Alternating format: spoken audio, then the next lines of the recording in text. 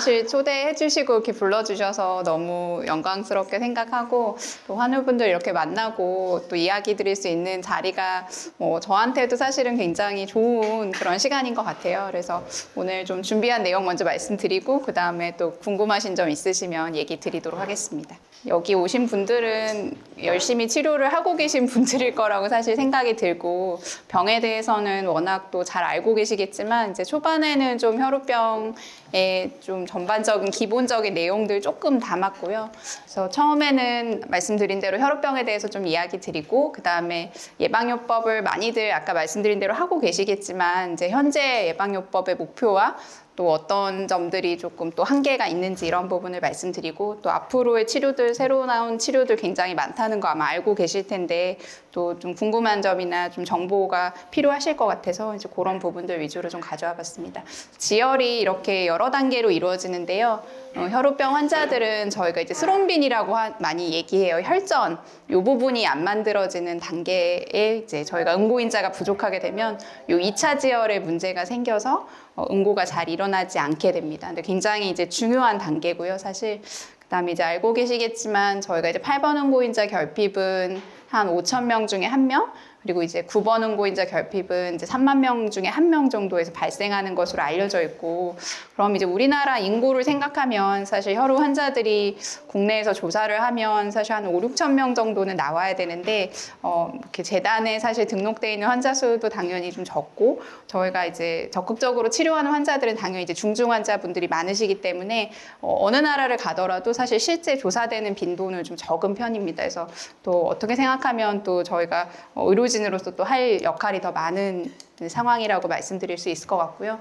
그다음에 이제 응고인자 레벨이 얼마나 있는지에 따라 저희가 중증, 중등증, 경증 이렇게 나누잖아요. 그래서 중증 환자분들은 이제 1%가 안 되시는 분들이어서 이제 검사를 해보면 혈액 검사상 이제 그것을 알 수 있게 되고, 중등증 환자분들 중에서도 출혈이 좀 있으셔서 예방요법을 하시는 분들도 있으시죠. 그래서 아마 중등증 환우분들까지도 아마 많이들 주변에 있으실 것 같고요. 그다음에 이제 경증은 사실 5%만 돼도 저희가 경증이라고 부르긴 합니다. 그래서 일어나는 분들은 이제 모르고 사시거나 아니면 굉장히 연세가 드셔서 갑자기 어떤 수술이나 시술을 받은 후에 지혈이 잘 안 돼서 진단을 받으시는 경우도 있고요. 근데 사실 저희가 이제 가장 걱정하는 환자분들은 중등증 중에서도 출혈이 많으신 분들이랑 대부분의 중증 환자분들이죠. 왜냐하면 자발 출혈이 생기실 수가 있고 치료가 없이는 이제 어떤 출혈의 후유증을 많이 이제 경험을 하시게 되기 때문에 저희가 잘 봐야 되는 환자군이 되겠습니다.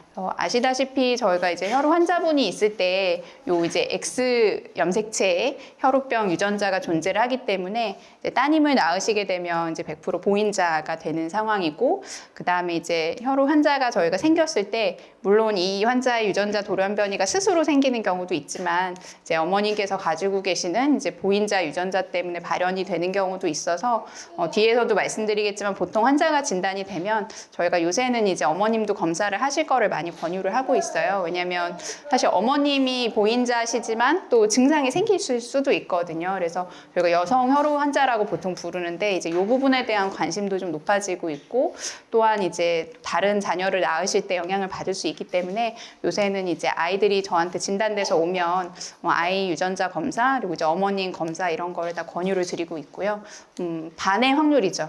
혈우가 질환이 있는 환자, 아닌 환자 이렇게 이제 나을 확률이 어머님이 보인자실 때는 이제 50%라고 생각을 하시면 될 것 같습니다. 그래서 뭐 증상은 너무나 잘 알고 계시겠지만 저희가 이제 근육출혈, 관절출혈이 가장 흔한 증상이고, 사실 이제 이거에 그치지 않고 근육출혈이 더 발전을 해서 어떤 혈종이 몸 안에 계속 남아있고 염증을 일으키는 게 또 문제가 되고, 그 다음에 관절출혈이 반복이 되면 관절병증이라고 해서 관절이 손상되는 게 결국은 이제 문제가 되시는 환자분들이 많으시고요. 그 다음에 이제 다양한 이제 출혈 문제들이 생길 수 있다는 거 너무나 이제 잘 알고 계실 거고, 특히나 이런 이제 내부 장기에 출혈이 생기실 경우에는 또 이제 잘 극복이 되는 경우도 있지만 또 후유증이 남을 수도 있기 때문에 저희가 이제 주의 깊게 보는 출혈 증상이 되겠습니다. 그래서 요거는 뭐 세계 혈우연맹의 그 홈페이지에 가면 나와 있는 사진인데요.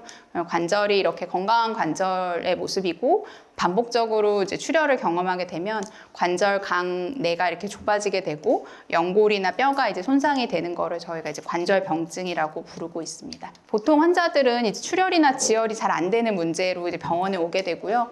또 이제 가끔 가족력이 있으셔서 오시는 분들도 요새는 있습니다. 그러면 이제 혈액 검사를 통해서 저희가 진단을 할 수가 있고 8번, 9번 응고인자를 보는 것이 저희가 이제 가장 중요하겠고요.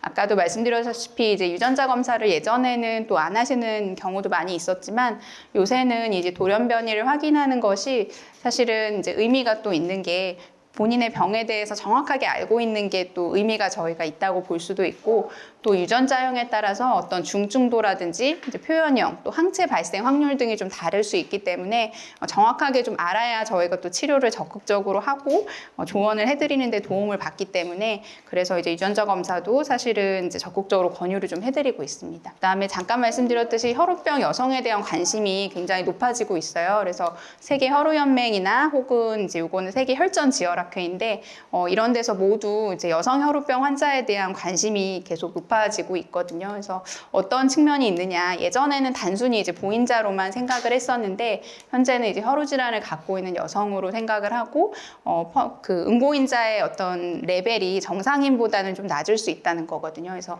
경증의 어떤 그 출혈 증상을 가지고 있는 환자들도 있고 사실 중등증이나 중증까지 내려가는 여성들도 있다고 요새는 보고가 되고 있습니다.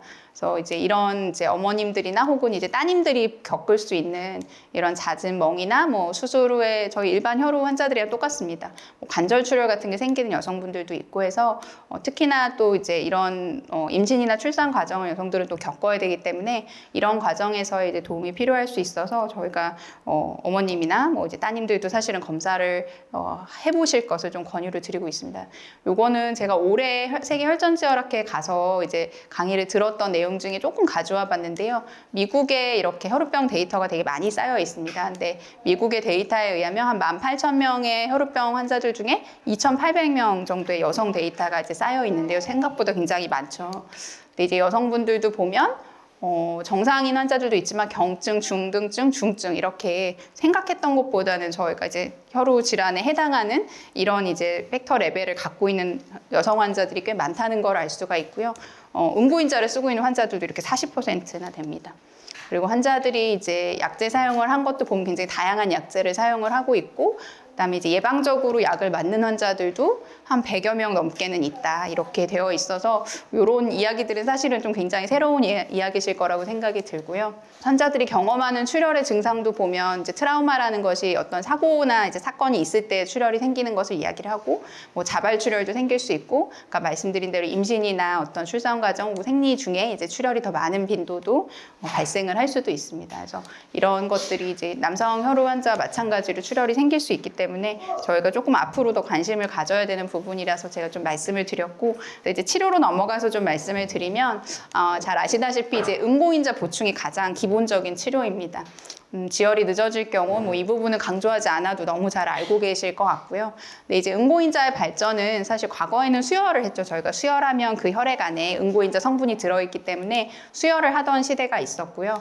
그 다음에 이제 그 다음으로는 혈장에서 유래한 약제, 뭐 지금도 사용이 되고 있지만 저희가 이제 혈장에서 유래한 약제들을 주로 사용을 했었고 그 이후에는 이제 약제를 유전자 재조합 방법으로 만들어서 이제 사용하는 약제들을 아마 대부분은 사용을 하고 계실 것 같고요.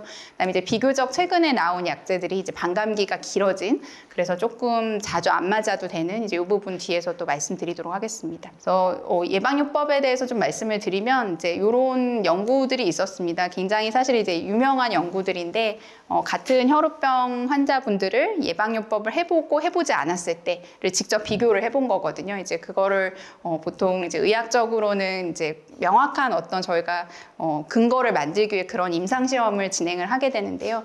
그렇게 했을 때 이제 여기 연한색 그래프가 예방요법을 하지 않은 환자들이고요. 여기 좀 진하게 파란색, 그 다음에 이제 두 번째 그래프들이 좀 낮은 그래프들이 사실 예방요법을 했던 환자군입니다. 그래서 보시면 예방요법을 안 했던 환자군들이 뭐 저희가 상식적으로 생각하더라도 당연히 이제 출혈이 많았다는 거를 이런 이제 임상시험을 통해서 과학적으로 사실 이제 증명을 했다는 것이거든요. 그래서 예방요법을 한 환자들이 출혈 횟수가 현저하게 감소하고 후유증이 이제 감소하더라.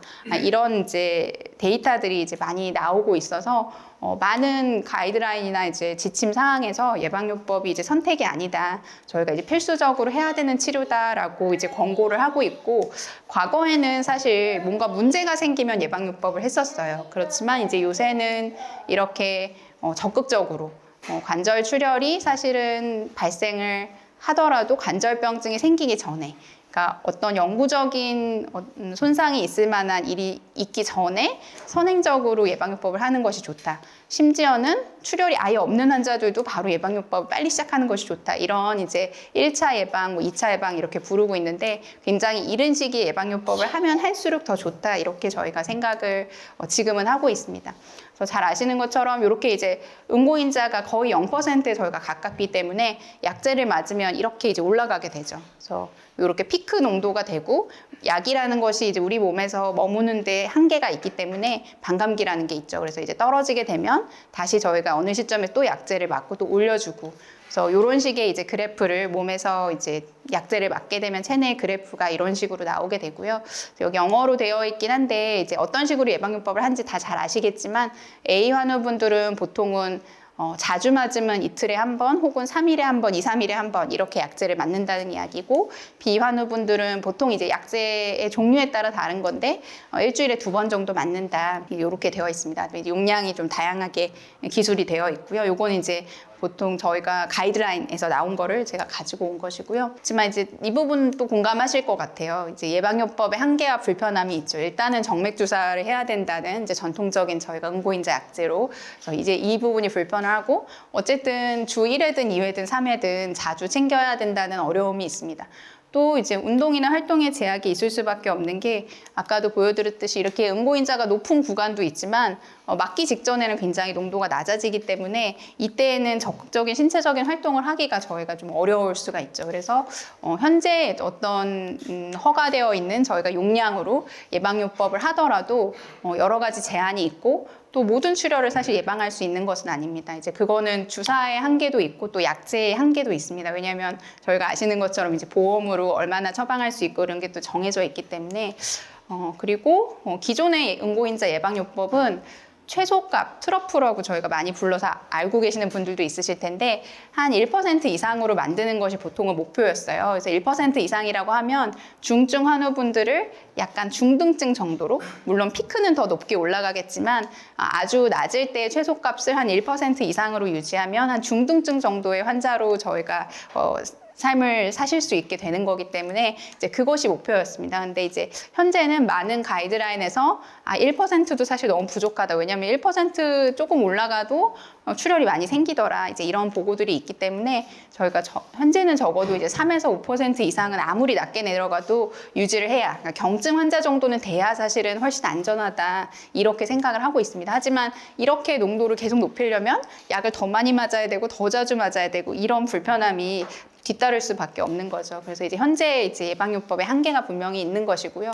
그리고 또 이제 열심히 예방요법을 하더라도 아까 말씀드린 대로 출혈을 경험을 하게 됩니다. 그래서 이제 더 높은 수준의 예방이 저희가 필요하다는 데는 무엇보다 공감을 하실 것 같고, 특히나 이제 많이 이제 최근에 밝혀진 것들이 아무리 열심히 예방요법을 어렸을 때부터 한다 하더라도 미세한 관절의 출혈, 이 부분은 환자분들이 못 느끼시는 출혈도 있다고 하거든요. 그러니까 아주 미세하게 생기고 또 지혈이 되고 이런 과정을 반복하다 보면 이게 몇십 년 쌓이게 되는 거잖아요. 그랬을 때 성인이 되신 이후에 결국은 관절이 망가지더라. 이제 이런 이제 이론들이 있고요. 그다음에 아까 말씀드린 이제 이런 또 자주 주사를 해야 된다는 불편함이 저희가 어려운 점이고, 또 이제 이런 부분 때문에 사실은 예방요법을 안 하시는 분들도 있으시죠. 주사를 맞는 것이 이제 불편하기 때문에 차라리 그냥 나는 주사를 자주 안 맞더라도 뭐 출혈이 생기는 걸 잘 느끼실 수 있기 때문에 그냥 그때 빨리 맞겠다 이렇게 해서 예방요법을 안 하시고 사실은 그냥 이제 출혈이 있을 때만 맞으시는 분들도 있으시잖아요. 그래서 이제 결국은 이런 것들이 저희가 새로운 치료가 좀 필요한 이제 시점이 되었다고 이제 많이 느끼는 이제 그런 부분인 것 같습니다. 그래서 새로운 약제로는 이제 대표적으로는 이제 햄리브라와 같은 이제 최근에 나온 피하 약제 많이 알고 계실 텐데요. 이중 항체 약제라고 부르는 것들이 있고, 그다음 반감기라고 해서 이제 응고인자지만 몸에서 머무는 시간이 좀 길어져서 자주 안 맞으셔도 되는 약제가 있고요. 그다음에 이제 재균형 인자 약제, 유전자 치료 약제 좀 순서대로 간단하게 말씀드리도록 하겠습니다. 그래서 이 약제들의 장점은 이중항체 약제는 햄리브라로 생각하시면 되시는데 이제 피하로 줄 수 있는 장점이 있고, 역시 응고인자는 아닙니다. 그래서 저희가 비응고인자라고 부르고 있고요. 반감기 연장인자는 이제 응고인자에 속하는 제제이고, 이 나머지 두 두 약제도 그러니까 재균형 인자는 피하 약제란 또 장점이 있고 유전자 치료제는 이제 1회 치료로 저희가 이제 완치를 기대할 수 있다는 이제 그런 장점이 좀 있는 방법이 되겠습니다. 그래서 햄리브라 또 맡고 계시는 분들도 있으시고 잘 아시겠지만 이제 우리 몸에서 체내의 8번 응고인자가 9번과 10번을 끌어당기는 역할을 해서 응고를 이어가는 역할을 하게 되거든요. 근데 햄리브라라고 하는 이 에미시주맙 약제는 이렇게 비슷하게 생겼습니다. 8번 응고인자가 할 수 있는 역할을 몸 안에서 비슷하게 하도록 구성이 되어 있어서 응고인자는 아니지만 이렇게 양쪽으로 팔을 가지고 있어서 9번과 10번을 끌어당겨서 응고의 그 과정을 이어가게 하는 이제 약이라고 생각하시면 되겠습니다. 그런데 보시면 8번 응고인자만 대체할 수 있기 때문에 혈우병 비환우분들 9번 응고인자가 없으신 분들은 햄리브라를 사용하실 수는 없으세요. 왜냐면 안 듣는 거죠. 사실 8번은 원래 갖고 계시기 때문에 비환우분들은. 그래서 이거는 이제 혈우병 A 환우분들한테만 저희가 사용할 수 있는 약이고요. 무엇보다 장점은 피하로 맞을 수 있다는 장점 가장 많이 환우분들이 좋아하시고, 그 다음에 이제 최대 4주에 한 번까지 맞을 수 있다. 그러니까 이제 일주일에 2-3번 맞던 환자분들이 저희가 뭐 일주일에 한 번 맞을 수도 있지만 2주에 한 번, 4주에 한 번 이렇게 선택할 수 있는데요.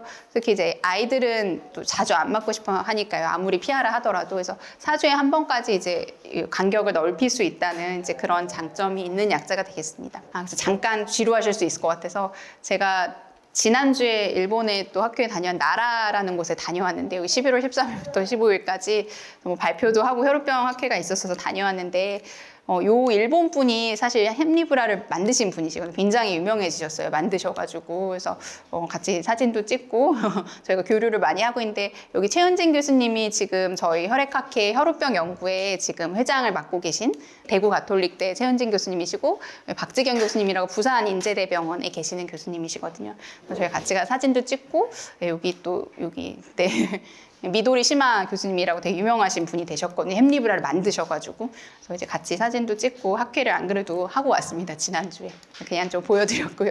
근데 이제 우리나라에서는 사실 조금 한계가 있는 부분이 아시겠지만 이제 모든 환자들이 근데 쓸 수는 없습니다. 왜냐면 이제 좀 비싼 약제인데 보험 기준이 있습니다. 그래서 이제 보험 기준이 항체 환자들은 이제 1세 이상이고 보통은 이제 5 베테스타 유닛이라고 해서 역가가 이제 5가 넘으면 쓸 수 있는데 이제 거의 대부분 항체 환자분들이 이 기준을 대부분 넘으시긴 합니다. 그래서 항체가 있으신 경우에는 기존의 어떤 저희가 노보세븐이나 페이바 같은 약들이 자주 맞아야 되고 이제 그러기 때문에 이 기준을 만족하는 것이 어렵지는 않습니다. 그래서 항체 환자분들은 대부분 이 약을 많이 사용을 할 수가 있게 되었고요. 문제는 이제 비항체 환자인데 다른 나라는 사실 1세 미만에서 쓰기도 하고 뭐 중등증 환우분들이 쓰시기도 하고 또 이런 조건 없이 사실은 쓰는 이제 나라들도 많이 있습니다. 근데 이제 우리나라는 어쨌든 현재 이제 보험 기준상 1세 이상의 환자 그리고 이제 중증의 환자만 보험의 혜택을 좀 받을 수가 있고 이런 조건들이 좀 필요합니다. 과거에 중증 출혈, 뭐 뇌출혈이라든지 소화기관 출혈이라든지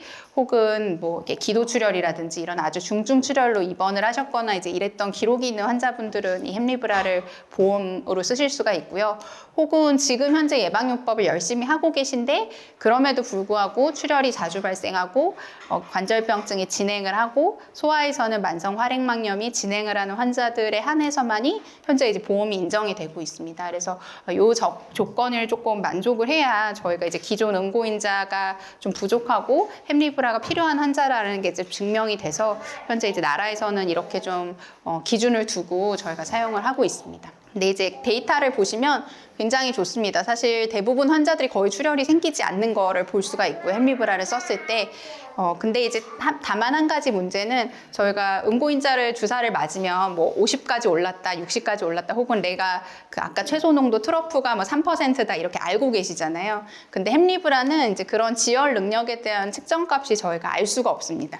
왜냐하면 이게 아까 말씀드린 대로 응고인자를 보충하는 방식이 아니기 때문에 이게 약이 들어갔을 때 이제 내가 효과가 있다는 거를 그냥 느끼시는 거지 우리가 혈액 검사로 했을 때 좀 이걸 정확하게 알기가 좀 어렵다는 좀 단점이 있고요. 근데 이제 대부분 한 15에서 20% 정도의 응고인자 정도의 이게 효과가 좀 있는 거라는 이제 그런 정도의 저희가 능력으로 평가를 의학적으로는 하고 있습니다. 그래서 대략 이제 햄리브라를 맞게 되면 내가 경증 한 8번 응고인자가 15에서 20% 정도로 유지가 되는 거다. 이 정도의 느낌을 가지고 이제 생활을 하시게 되고요. 근데 이제 대부분 환자들이 말씀드린 대로 출혈이 거의 안 생기기 때문에 검사 자체가 그렇게 필요하지는 않은 경우가 더 많기는 합니다. 근데 이제 또 걱정하시는 게 이제 이 약이 어쨌든 그런 응고 능력이 굉장히 좋은 약이기 때문에 반대로 저희가 항상 이제 혈전을 좀 걱정을 하잖아요. 근데 혈전의 경우는 비항체 환자는 사실 추가적으로 8번 응고인자를 맞는다 하더라도 극히 드문 것으로 알려져 있고, 항체 환자는 이제 추가적인 페이바나 노보세븐을 사용할 때 조금 조심해서 사용을 해야지 혈전이 안 생기는 것으로 알려져 있습니다. 그래서 이제 이런 부분들이 기존 약제를 맞을 때랑은 조금 다른 부분들이 있어서 이제 이 약제를 사용하시는 분들은 또 저희가 이제 말씀을 좀 드리고 있고요. 그다음에 다음으로 넘어가서 반감기 연장 약제에 대해서 말씀드리면, 약제를 이렇게 맞으면 응고인자가 높아져서 결국은 떨어지면 저희가 또 맞고 이렇게 이제 된다고 아까 말씀을 드렸는데, 이렇게 반감기가 긴 약들이 하늘색 그래프와 같은 약은 저희가 떨어지는 속도가 굉장히 느리기 때문에 약제를 자주 맞지 않아도 더 높은 이제 레벨로 저희가 몸 안에서 유지를 할 수 있게 되죠. 이제 그거를 반감기 연장 약제라고 부르고 있고요.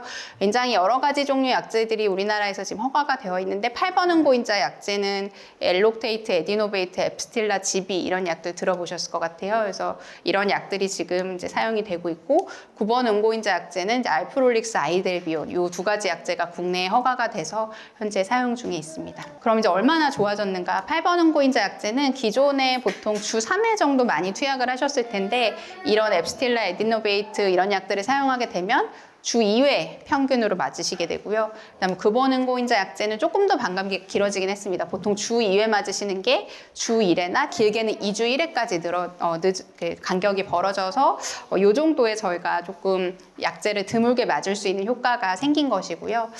근데 이제 더 좋은 약제도 사실은 나올 예정입니다. 그래서 알투비오에 대해서 좀 말씀을 드리고, 그다음에 이제 새로운 이중항체 약이 또 개발 중에 있고, 아까 재균형 약제라고 말씀드렸는데 이제 그런 새로운 치료들에 대해서, 좀 더 새로운 치료들에 대해서 한 번 더 말씀드리겠습니다. 그래서 지금 이제 9번 응고인자 약제는 아까 2주에 한 번 맞는 것까지 반감기가 길어졌다고 말씀드렸는데, 8번 응고인자 약제는 사실 그렇게 길어지지 못했거든요. 아직 한 일주일에 2번이니까. 근데 요 약제는 8번 응고인자 중에서도 반감기가 아주 길어지게 이제 설계가 되어 있는 약제입니다. 그래서 뭐 되게 복잡한 구조를 갖고 있긴 한데요.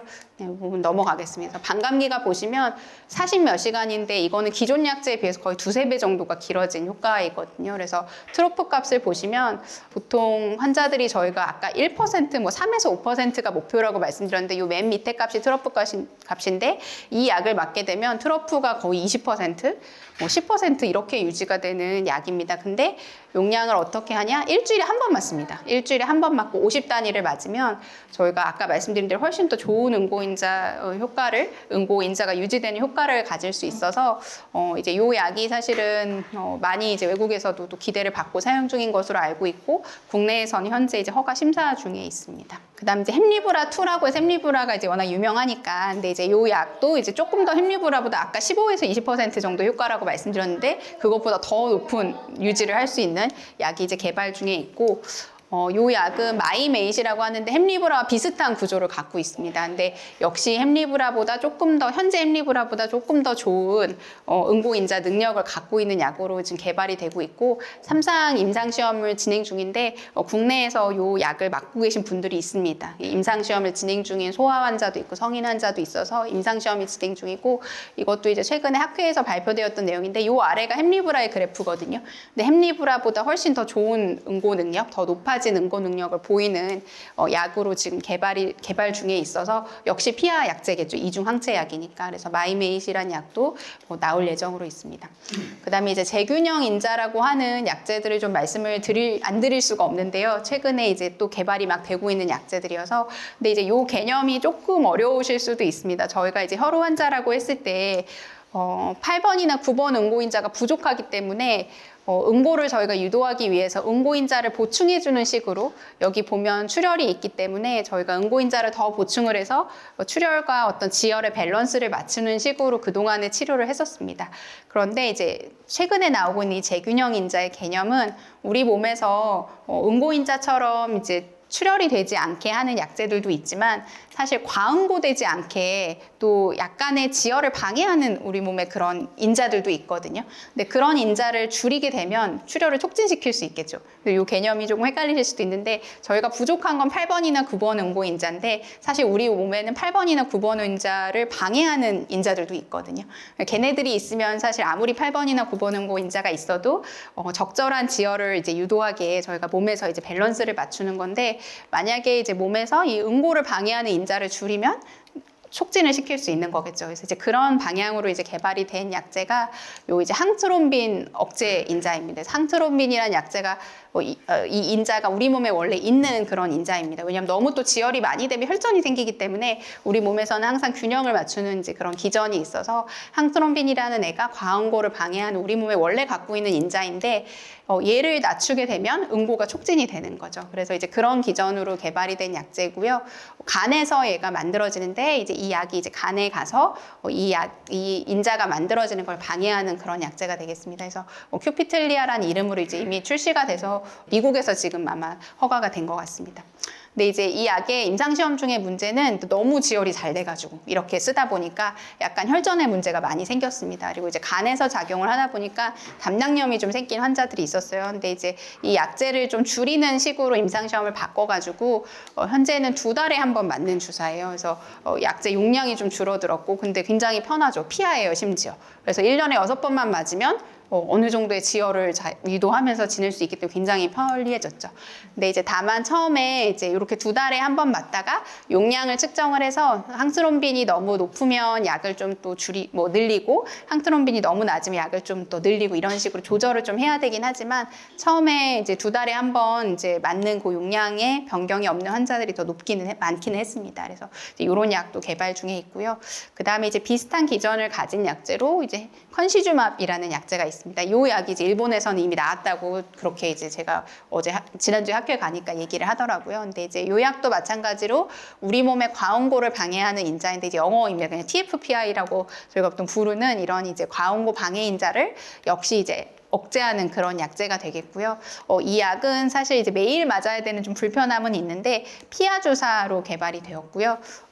그 다음에 이제 좀 편리한 점은 사실 보통은 저희가 응고인자면 약을 섞고 그다음 주사기에 넣어서 뭐 이렇게 맞는다든지 그런 과정이 있잖아요.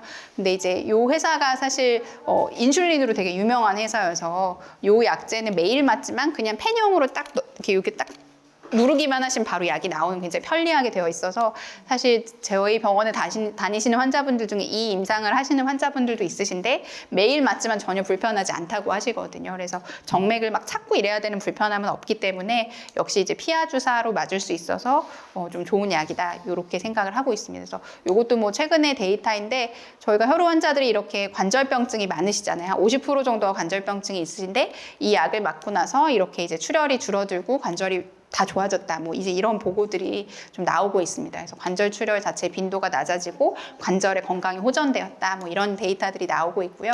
마스타시맙이라는 약도 이제 화이자라는 회사에서 이제 개발 중이고 이 약도 이제 출시를 저희가 이제 국내에서 허가가 준비 중에 있는 약제이고요. 마찬가지 기전입니다. TFPI 억제제인데 이 약은 주일에 맞는 피하 약제입니다. 그래서 비슷한 기전인데 반감기가 조금씩 다르기 때문에 이 약은 이제 매주일에 맞는 것이고요.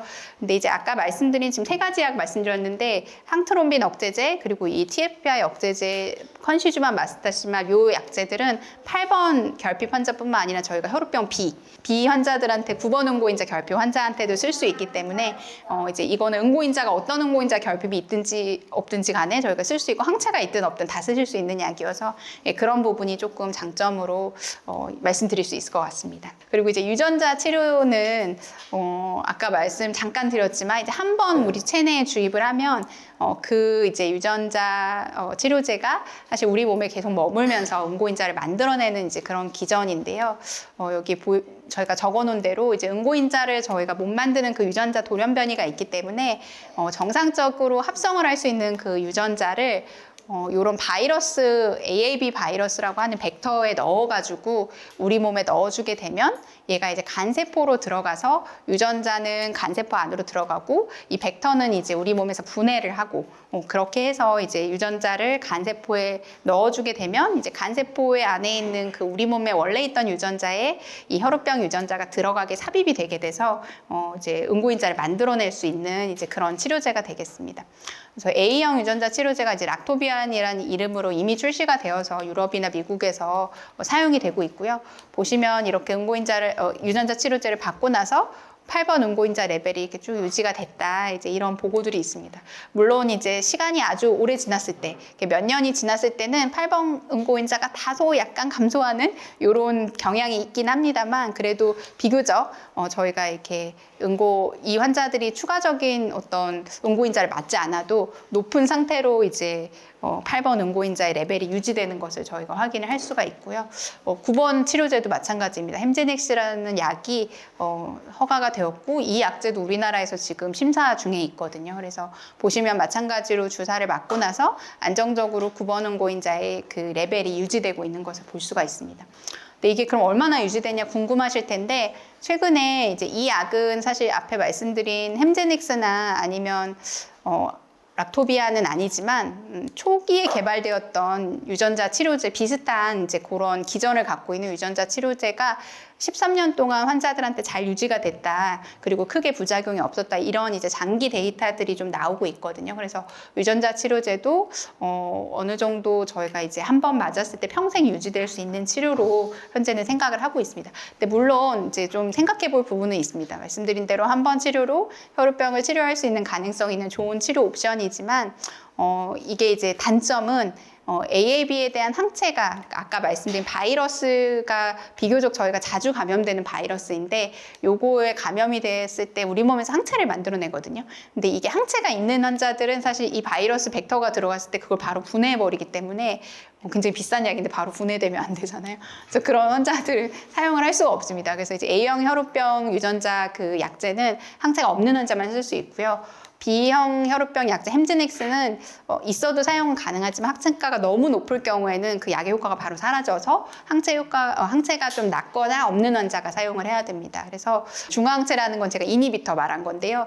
이니비터라고 해서 저희가 기존에 응고인자를 맞으시다가 항체가 생기는 환자분들이 있으시잖아요. 근데 이제 그 항체가 있는 환자는 현재는 이제 이 유전자 치료제가 허가가 되어 있지는 않습니다. 왜냐하면 임상 시험을 할 때 항체가 없는 환자들만 이제 들어갔었기 때문에, 그래서 항체에 이력이 있거나 현재 항체가 있으신 분들은 유전자 치료제를 받으실 수가 없고, 또 소아는 임상이 안 되어 있기 때문에 현재 이제 성인만 이제 사용이 가능하고, 그 다음에 아까 어떤 사람들은 이렇게 유지가 잘 되지만 다소 유전자 치료제를 맞고도 응고인자가 좀 떨어지는 환자들도 있거든요. 근데 그런 부분이 어떤 환자들은 유전자 치료제를 맞았는데 50%로 계속 유지가 될 수도 있고, 어떤 환자들은 5%로 유지가 될 수도 있는 거여서 이게 내가 높은 환자가 될지 낮은 환자가 될지 아직은 이제 그런 지속이 어느 정도 되는지, 그 다음에 어느 정도 레벨에 내가 도달할 수 있는지 이런 부분에 대한 데이터가 아직은 좀 없기 때문에 그런 부분, 그리고 이제 장기적인 합병증이나 부작용도 저희가 좀 봐야 된다는 그런 약간의 고민이 좀 있는 그런 상태라고 말씀드릴 수 있겠습니다. 그 다음에 이것도 이제 최근에 개발 중인 약인데, 먹는 약도 사실은 개발 중에 있습니다. 아직은 사람 임상은 아니고 동물 임상만 진행이 된 상태인데, 마이메이 그 회사에서 그 개발 중에 있거든요. 근데 비슷한 약제예요. 이런 이중항체 약을 경구 제제로 만들어서, 근데 이제 문제로 약을 먹었을 때 문제는 이제 이 약이 위산에 분해되지 않고 몸에 흡수가 돼야 되는데, 이제 그런 어떤 특수한 방법을 사용을 해서 이제 먹는 약제도 사실은 개발 중에 있는 저희가 이제 그런 시대가 되었습니다. 그래서 이제 거의 마무리인데요. 저희가 이제 과거나 현재의 사실은 치료의 목표가 출혈액 수가 줄어들고 어떻게 하면 통증이 좀 없고, 그 다음에 이제 부작용이 생겼을 때 그거를 어떻게 하면 잘 치료할 수 있을지 이런 거에 대해서 사실은 조금 집중해서 사실은 이제 치료를 그동안은 해오셨을 텐데, 사실 현재 많은 이제 혈우병 저희가 학회에 가거나 이제 이랬을 때 얘기하는 것이 헤모필리아 프리 이런 얘기를 많이 하거든요. 질환이 없는 것과 사실은 똑같이 살고, 주사를 2달에 한 번 맞는다 그러면 굉장히 사실은 많이 삶이 자유로워지시는 거잖아요. 그래서 이제 이런 거를 저희가 목표로 하고 있기 때문에 좀 더 새로운 목표를 저희가 생각을 좀 해볼 수 있는 그런 시대가 되지 않았나 말씀을 좀 드리고 싶고, 그래서 이제 정상응고, 그래서 다른 일반인들과 같이 그런 저희가 건강 상태를 유지할 수 있는 그런 삶을 이제 목표로 가지고 있다라고 말씀을 좀 드리고 싶습니다. 그래서 정리를 좀 해보면 예방이나 유지요법 중요한 거는 너무나 잘 알고 계실 거고, 새로운 치료로는 제가 이제 비응고인자 약제 중에서 이제 이중 항체 약제, 햄리브라 같은 약제들을 좀 말씀드렸고, 반감기 긴 약제들, 그다음에 이제 재균형 인자로 뭐 피추시랑 컨시주마, 마스타시맙과 같은 항응고를 방해하는 인자를 약제로 만든 것들 좀 소개해드렸고, 유전자 치료에 대해서도 간단하게 말씀을 드렸고요. 그래서 이제 좋은 약제가 계속 개발이 되고 있고, 저희가 일명 완치라고 하는 이제 그런 거를 목표로 하고 있는 병이어서 많은 선택지들이 사실은 이제 우리나라도 보험의 한계가 좀 있기는 있지만 이제 점차 그런 부분이 늘어나고 있으니까 이런 부분들을 좀 적극적으로 많이 또 공부도 하시고 또 상담도 많이 하시고 그러셨으면 좋겠습니다. 네, 제가 학회 가서 이제 여기 한우분들이랑 헤모필리아 기자분들이랑 했던 거고, 이것도 이제 제가 국제학회 가서 혈우병 발표도 많이 하고 있어서 네, 이제 다른 나라 의사 선생님들과도 많이 교류를 하고 있고요. 네, 그래서 저도 좀 도움이 되고자 열심히 하도록 하겠습니다. 네, 이상 경청해 주셔서 감사드립니다.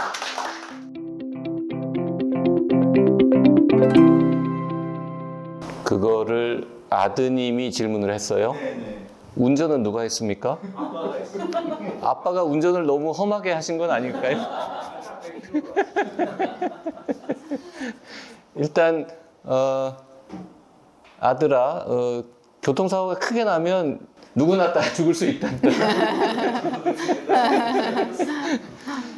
일단 우리가 저 재밌는 사례인데요. 얘기를 나눠볼게요. 일단 지금 만약에 사고가 나서 응급실에 갔어요.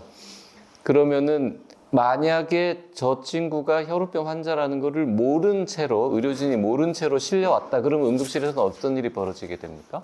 물론 일반 환자에 준해서 필요한 조치가 다 취해지기는 할 겁니다. 근데 그러면 이제 필요한 경우 수혈을 하게 될 거고요. 아마 혈장 그 성분, 저희가 이제 그런 수혈을 통해서 어느 정도의 출혈을 좀 교정할 수는 있겠지만 그게 한계가 있거든요. 그래서 사실 응고인자를 맞지 않으면 이제 그동안 사실 이제 저는 그 말씀을 먼저 드리려고 했었는데, 어머니께서 얼마나 이렇게 또 아드님을 잘 키우시느라 굉장히 고생이 많으셨을까, 이렇게 건강하게 자랄 수 있도록 사실은 그만큼 어머니께서 굉장히 뒤에서 힘드셨던 부분이 있으셨을 테니까, 그래서 그런 생각이 먼저 들었고요.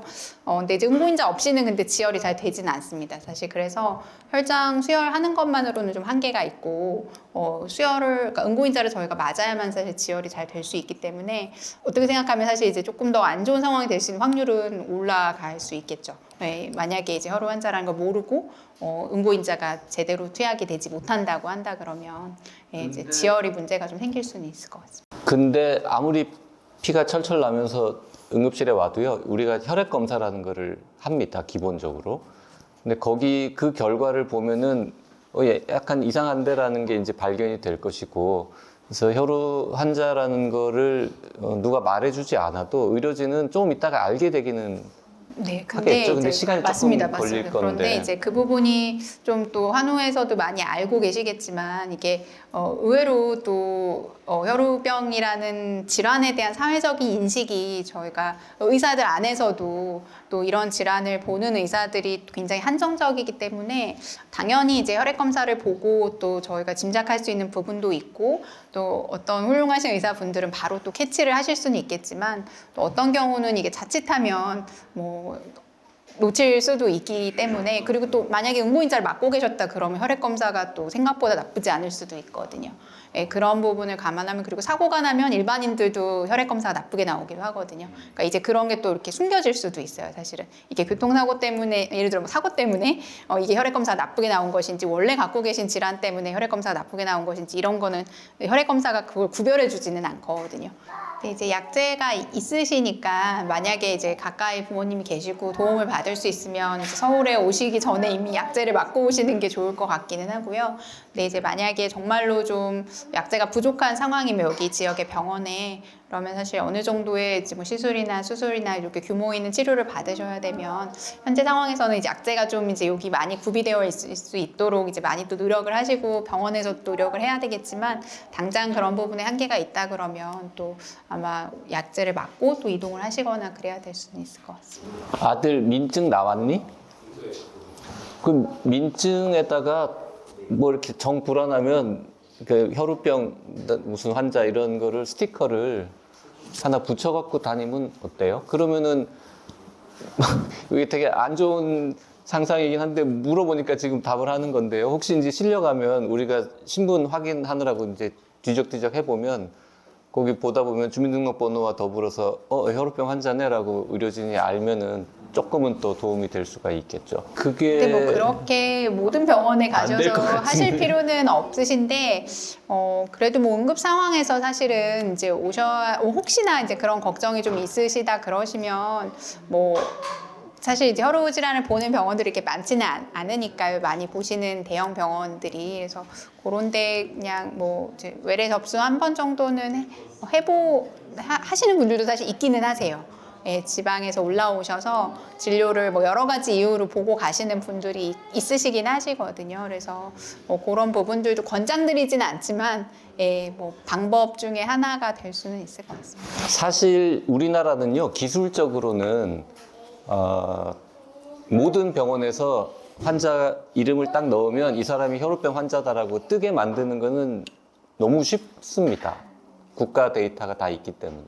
근데 그거를 왜 안 하냐 하면은 그 개인정보 보호 이런 문제랑 걸려서 그걸 오히려 싫어하는 분들도 있거든요. 예를 들어서 혈우병 아니라 다른 뭐 여러 가지 병이 있을 수 있는데 그분이 그런 병이 있다는 거를 온 의료기관에서 주민등록번호만 넣으면 뜬다. 이것도 좀 이상하지 않습니까? 그래서 그게 안 되는 부분이 있어요. 혈우병 환자가 체육대학에 가서 뭐 체육 교사가 되거나 뭐 아주 프로 선수는 아니더라도 이제 운동을 하면서 직업을 가지는 경우가 있어요, 자주? 저희가 가능하다고 말씀드리고 있고요. 근데 어쨌든 지금 현재 응고인자를 이제 운동 전에 열심히 맞고 그런 아마 노력이 사실 숨어 있지 않을까 생각이 듭니다. 예, 어쨌든 운동 전에는 팩터 레벨을 높여야만 안전하게 운동을 할 수 있기 때문에 격렬한 운동을 저희가 할 때는 이제 그런 부분들을 아마 신경 써서 하고 있을 것 같습니다. 근데 사실 햄리브라로 변환을 하실 때 저희가 말씀드리는 게 혈전의 위험을 좀 더 강조드리지는 않고요. 오히려 햄리브라를 맞으시면 아까 말씀드린 대로 출혈이 조금 더 덜 생기고 조금 관절도 편안해지시고 이런 부분들이 있기 때문에 또 너무 무리해서 활동하시다가 출혈이 또 생기시는 분들도 많이 있으세요. 그래서 이게 햄리브라를 쓴다고 해도 100% 출혈이 안 생기는 건 아니다. 예, 이게 출혈이 그래도 생길 수 있는 약제다.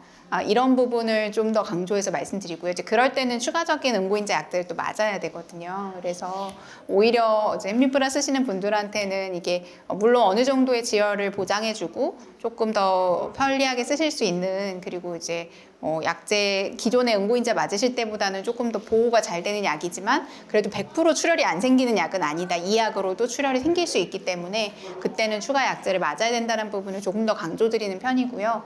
혈전은 사실은 아까 말씀드린 대로 비양체 환자분들은 거의 안 생긴다고 봅니다. 그러니까 더 리스크가 올라간다고 보지는 않아서 저희가 더 이렇게 크게 햄리브라 쓴다고 위험하다고 보지는 않는데 항체가 있으신 분들은 워낙에 기존에 쓰시던 그 바이패싱 에이전트라고 보통 부르는데 그런 이제 우회인자들이 사실은 워낙에 혈전을 또 만들 수 있는 리스크가 있기 때문에 햄리브라랑 같이 썼을 때 그분들은 좀 혈전이 생길 수가 있고요.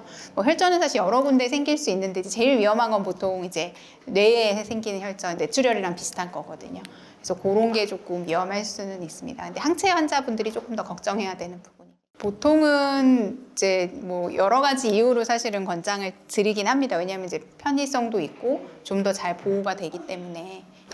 부작용이 전혀 없는 약은 원래 없으니까요. 근데 피 묽게 하려고 아스피린 매일 드시는 분들은 출혈 위험이 증가해서 어떤 분은 출혈이 생기기도 하지만 그래도 종합적으로 계산했을 때는 아스피린을 먹는 게 유리하다고 판단해서 의사들이 권유하는 것처럼 혈우병은 정반대 케이스지만 네, 그런 혈전의 위험이 있기는 하지만 그래도 출혈 위험을 줄이는 쪽으로 잘 하는 거고. 그리고 그 중간중간에 검사를 하잖아요. 혈액 검사를.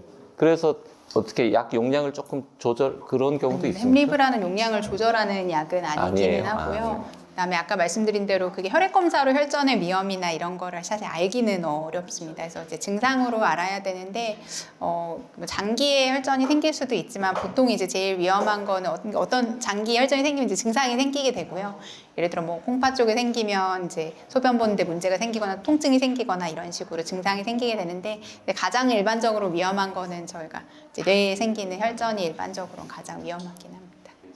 네, 전혀 문제 없습니다. 네, 성장 호르몬 주사 맞는 거랑 이제 응고인자 맞는 거랑 이런 거 상관은 없고요. 피하로 맞는 게 괜찮을지 물어보시는 거죠?